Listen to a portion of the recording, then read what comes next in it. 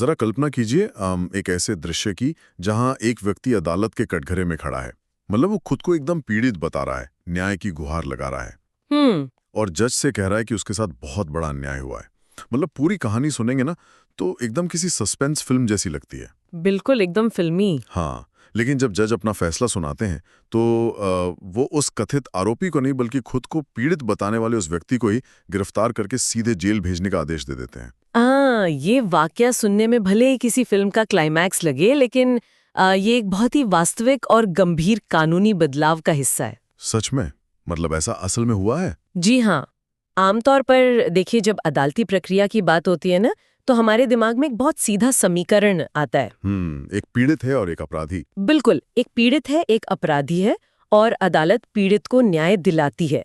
लेकिन जब कोई जानबूझकर न्याय व्यवस्था की आंखों में धूल झोंकने की कोशिश करता है ना, अब पासा पलट जाता है। एकदम सही, तो ये सीधा समीकरण पूरी तरह से पलट जाता है। और यही आज की हमारी इस गहन चर्चा का मुख्य विषय भी है। आज हमारे पास जो स्रोत सामग्री है ना, वो मनीष शुक्ला एंड एसोसिएट्स के विधिक मंच से ली गई है। हाँ, जो कि बहुत ही विस्तृत विश्लेषण है। बिल्कुल।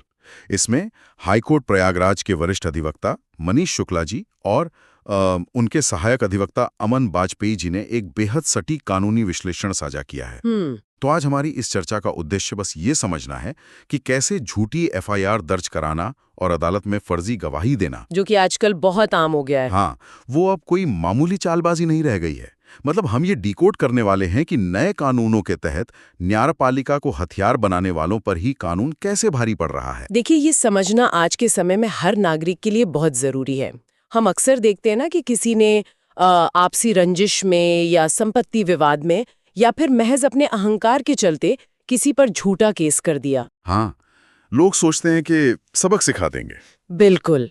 पहले ना एक आम धारणा थी कि ये बदला लेने का एक बहुत आसान शॉर्टकट है कि भाई ज्यादा से ज्यादा क्या होगा। हाँ, ज्यादा से ज्यादा केस खारिज हो जाएगा। लेकिन मनीष शुक्ला एंड एसोसिएट्स के विश्लेषण से जो बात सबसे स्पष्ट रूप से उभर कर आती है, वो ये है कि न्यायपालिका का सोचने का तरीका अब पूरी तरह से बदल चुका है। तो कानूनी धाराओं की इस पूरी जटिलता में जाने से पहले ना मैं उस वास्तविक मामले को समझना चाहता हूँ जिसने इस पूरी बहस को जन्म दिया। जी बिल्कुल। स्रोत में एक CJM कोर्ट मतलब चीफ जुडिशियल मैजिस्ट्रेट की अदालत के फैसले का जिक्र है। इस मामले में एक व्यक्ति ने पूरी सोची समझी साजिश के तहत एक गलत एफआईआर दर्ज कराई और फिर न्यायिक प्रक्रिया को गुमराह करने के लिए अदालत में जाकर झूठी गवाही भी दी। हाँ, और नतीजा क्या हुआ? नतीजा ये हुआ कि उसे सीधे जेल भेज दिया गया। मतलब सुनते सुनते मुझे ऐसा लग रहा है कि ये तो एक लीगल बूमरैंग है। लीगल बूमरैंग, ये बहुत ही दिलचस्प शब्द है। हाँ, मतलब किसी ने पूरी ताकत से बूमरैंग फेंका कि सामने वाले को जाकर लगेगा, लेकिन वो घूमकर उसी के सिर पर आ लगा। ये उपमा बिल्कुल सटीक है। और ये बुमरैंग वापस क्यों लौटा, इसके पीछे की प्रक्रिया समझना बहुत जरूरी है। तो कोर्ट ने इसे पकड़ा कैसे? देखिए, अदालत ने इसे केवल झूठ बोलने का मामला नहीं माना। जब कोई व्यक्ति अदालत में कटघरे में खड़ा होकर शपथ लेता है और फिर गढ़े हुए साक्ष्य या झूठी गवाही पेश करता है ना, हाँ, तो जज के सामने एक बहुत स्पष्ट तस्वीर बनती है। जज केवल यह नहीं देखते कि कहानी में दम नहीं है, वे ये देखते हैं कि क्या इस कहानी को जानबूझकर गढ़ा गया है। मतलब इंटेंशन क्या था? बिल्कुल। इस मामले में CJM कोर्ट ने पाया कि गवाहों को बाकायदा रटाया गया था और दस्तावेजों के साथ पूरी तरह से छेड़छाड़ की गई थी। अच्छा, लेकिन यहाँ मुझे एक उलझन हो रही है। बताइए। और मुझे लगता है कि ये सवाल ना हमारी इस गहन चर्चा को सुनने वाले बहुत से लोगों के मन में आ सकता है। अगर अदालतें इतनी सख्त हो रही हैं, तो क्या इसका एक नकारात्मक असर, जिसे अंग्रेजी में चिलिंग इफेक्ट कहते हैं, वो नहीं पड़ेगा? आपके संदर्भ में कह रहे हैं? मान लीजिए कोई सच में पीड़ित है, हाँ, लेकिन उसके पास अपना केस साबित करने के लिए एकदम पक्के सबूत नहीं है। हाँ, क्या उसे भी ये डर होना चाहिए कि कोर्ट उसे झूठा मानकर जेल भेज देगा? ये डर लाजमी है, क्योंकि सबूत ना होना और झूठ बोलना, इन दोनों के बीच कानून लकीर कैसे तय करता है? ये ना एक बहुत ही महत्वपूर्ण और तार्किक सवाल है। अच्छा। और अदालतें इस अंतर को बहुत अच्छी तरह समझती हैं। अच्छा। देखिए, सबूतों के अभाव में बरी होना और दुर्भावनापूर्ण अभियोजन, जिसे अंग्रेजी में मिलिशियस प्रोसिक्यूशन कहते हैं, हाँ। इन दोनों के बीच एक बहुत स्पष्ट कानूनी लकीर है। अगर किसी व्यक्ति के पास पर्याप्त सबूत नहीं है ना, तो अदालत केवल आरोपी को बरी करती है, शिकायतकर्ता को जेल नहीं भेजती। ठीक है, वो तो समझ आता है। लेकिन जब अदालत किसी शिकायतकर्ता को सजा देती है तो इसका आधार मेंस रिया होता है। मेंस रिया मतलब आपराधिक मंशा, अच्छा। Criminal intent. अदालत ये देखती है कि क्या शिकायतकर्ता ने जानबूझकर फर्जी दस्तावेज बनाए। ओह, मतलब सिर्फ गलती नहीं, प्रॉपर प्लानिंग। बिल्कुल। क्या उसने ऐसे गवाह पेश किए जो घटना के वक्त वहां थे ही नहीं। जब अदालत को इस आपराधिक मंशा के अकाट्य प्रमाण मिलते हैं ना, हाँ। तभी वो बूमरैंग वापस लौटता है। मतलब अदालत ये साबित करती है कि ये गलती नहीं थी बल्कि एक पूरी साजिश थी। एकदम सही पकड़ा आपने। अब इसी बात से जुड़ा अमन बाजपेयी जी के विश्लेषण का एक हिस्सा मुझे बहुत चौंकाने वाला लगा। कौन सा हिस्सा? उन्होंने कहा कि अदालत इस तरह के झूठे मुकदमों को केवल उस निर्दोष व्यक्ति के खिलाफ अपराध नहीं मानती, बल्कि इसे पूरे न्यायिक तंत्र के खिलाफ अपराध मानती है, मतलब crime against the entire judicial system. हाँ, ये एक बहुत ही गहरा विचार है। तो ये व्यक्ति और व्यवस्था के बीच का टकराव कैसे बन जाता है? अब इसे ऐसे समझिए कि न्यायपालिका ना एक बहुत ही नाजुक भरोसे पर टिकी होती है। बिल्कुल। जब कोई अदालत को गुमराह करता है तो वो केवल सामने वाले व्यक्ति को नुकसान नहीं पहुंचा रहा है, वो उस पूरी मशीनरी को हैक करने की कोशिश कर रहा है। वाह, मशीनरी को हैक करना, ये सही शब्द है। हाँ, क्योंकि जब कोई फर्जी साक्ष्य पेश करता है तो वो न्याय के उस तराजू के साथ छेड़छाड़ कर रहा है जिस पर पूरे समाज का विश्वास टिका है। अगर तराजू ही गलत हो गया तो सब खत्म। बिल्कुल। इसीलिए अदालत इसे अपने अधिकार क्षेत्र और अपनी गरिमा पर सीधा हमला मानती है। लेकिन यहाँ एक व्यवहारिक सवाल भी तोड़ता है ना। क्या? देखिए, हमारी अदालतों पर पहले से ही करोड़ों लंबित मुकदमों का भारी बोझ है। हाँ, पेंडेंसी तो बहुत है। जजों के पास समय की भारी कमी है। अगर अदालत का समय इतना कीमती है, बिल्कुल, तो क्या एक झूठे शिकायतकर्ता पर अलग से केस चलाना, उस पर इतनी ऊर्जा खर्च करना, क्या ये एक और नया केस बढ़ाना नहीं है? अदालतें बस केस खारिज करके आगे क्यों नहीं बढ़ जाती? सतही तौर पर देखने में ऐसा ही लग सकता है कि यार ये तो समय की बर्बादी है। हाँ, मुझे तो ऐसा ही लगा था। लेकिन वास्तव में ना, ये अदालतों द्वारा किया गया एक रणनीतिक निवेश है, एक स्ट्रेटेजिक इन्वेस्टमेंट। वो कैसे? सोचिए, अगर अदालतें झूठे केस करने वालों को बिना सजा दिए यूं ही छोड़ देंगी तो इससे समाज में क्या संदेश जाएगा? कि कोई भी कुछ भी कर सकता है। बिल्कुल, ये संदेश जाएगा कि न्यायपालिका का इस्तेमाल किसी को भी परेशान करने के लिए किया जा सकता है। इससे भविष्य में हजारों नए झूठे केस आएंगे। ओह, मतलब एक तरह से हौसला बढ़ेगा लोगों का। एकदम। झूठा मुकदमा पूरी व्यवस्था में एक तरह का वायरस डालने जैसा है। पुलिस की जांच का समय, कागजी कार्रवाई, अदालत की तारीखें, ये सब उस समय की चोरी है ना, जो शायद किसी असली पीड़ित को न्याय दिलाने में काम आ सकता था, दरअसल हजारों संभावित फर्जी मामलों को रोक रही होती है। ये एक निवारक के रूप में काम करता है। मतलब एक डिटेरेंट सेट कर रही है अदालत। ये नजरिया वाकई आंखें खोलने वाला है।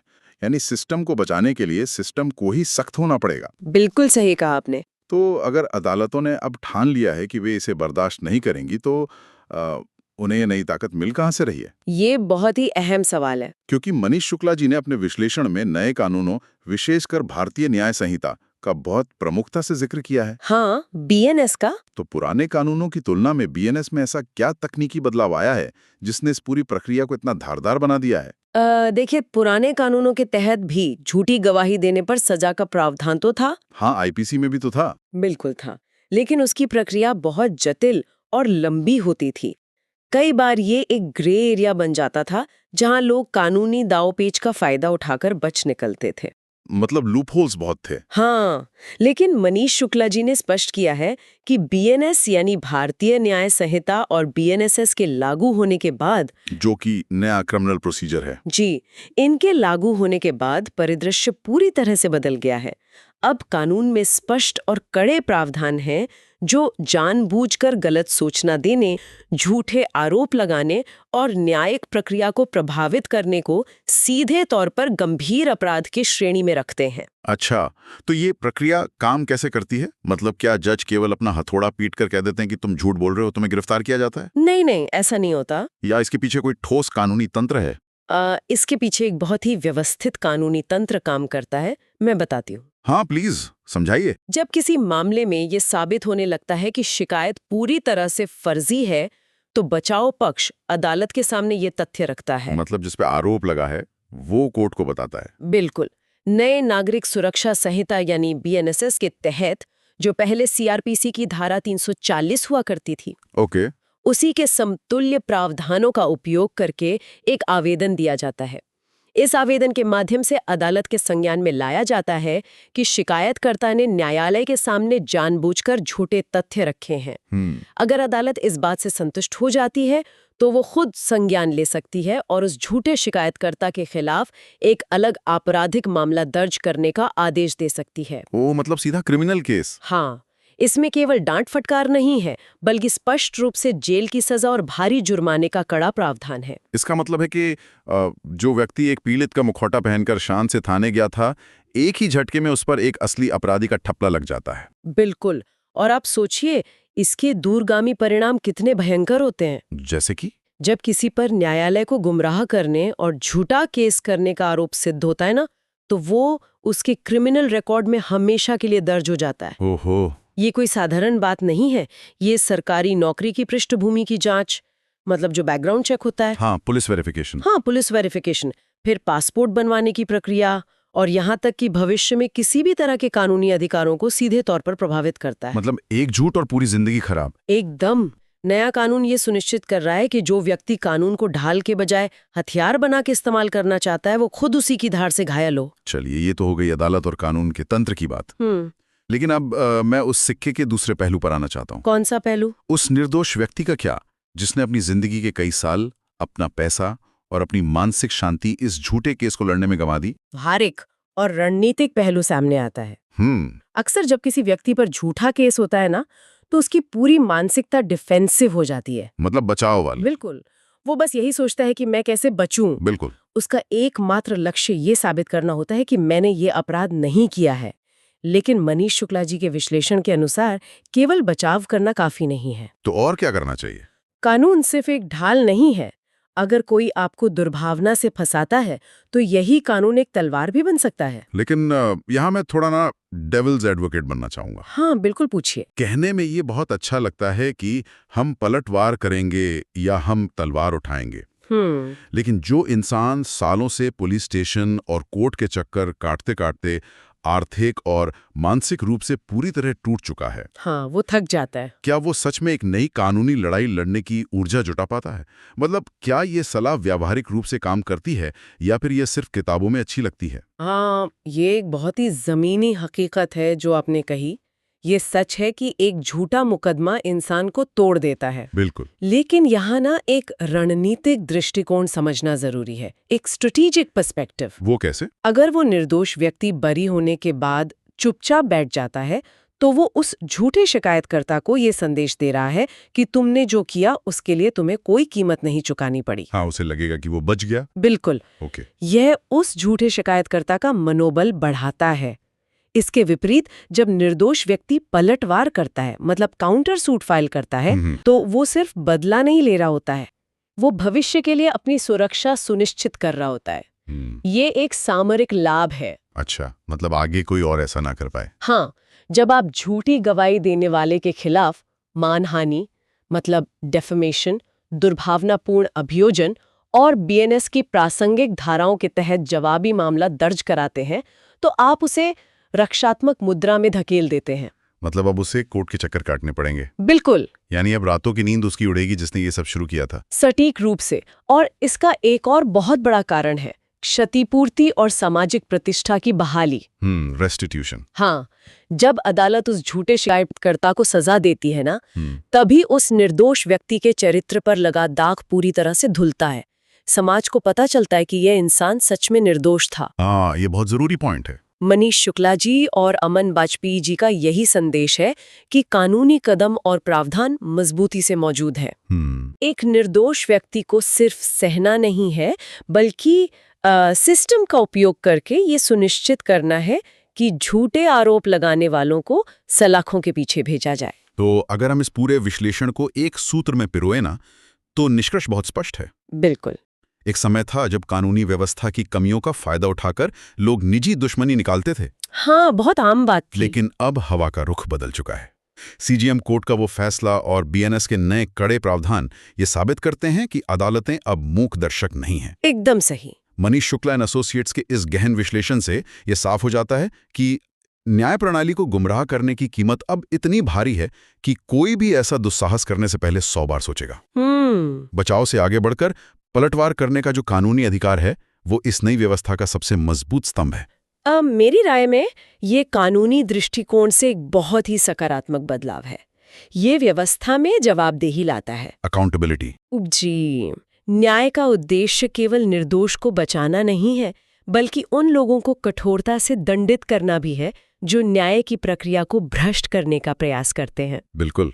और अब जब हम इस चर्चा के अंत की ओर बढ़ रहे हैं ना, तो इस विषय से जुड़ा एक बहुत ही गहरा विचार है जो मुझे लगता है कानूनी किताब से थोड़ा बाहर जाता है। वो क्या है? आज हमने विस्तार से जाना कि कैसे झूठे साक्ष्य न्यायिक व्यवस्था को खोखला करते हैं और कैसे कानून अब इसके खिलाफ पलटवार कर रहा है, अदालतें अपना काम कर रही हैं। लेकिन जरा समाज को उस ताने बाने के बारे में सोचिए। हाँ, सोसाइटी पे इफेक्ट। जब समाज में झूठी एफआईआर को डर पैदा करने या किसी से बदला लेने का एक सामान्य औजार मान लिया जाता है, तो हमारे समाज के आपसी विश्वास का क्या होता है? सोशल ट्रस्ट का क्या होता है? ये वाकई में एक बहुत ही गंभीर और विचारणीय पहलू है। सोचिए, कानून एक झूठे शिकायतकर्ता को जेल भेज सकता है, जैसा कि हमने उस सीजेएम कोर्ट के मामले में देखा। बिल्कुल। अदालतें निर्दोष व्यक्ति को बाइज्जत बरी भी कर सकती हैं, लेकिन वो मानसिक आघात, वो सामाजिक बदनामी और वो दहशत जो एक निर्दोष व्यक्ति ने उस झूठी एफआईआर के दर्ज होने के बाद कई सालों तक महसूस की थी, हाँ, वो समय तो वापस नहीं आ सकता। क्या वो कभी पूरी तरह से मिट पाती है? कानूनी लड़ाई तो कोर्ट रूम में जीती जा सकती है, लेकिन झूठे मुकदमों के कारण समाज के भरोसे पर जो गहरी चोट लगती है ना, उसकी भरपाई कोई भी न्यायिक आदेश शायद नहीं कर सकता। कानून को हथियार बनाने की जो सामाजिक कीमत है, वो एक ऐसा कर्ज है जिसे पूरा समाज लंबे समय तक चुकाता है।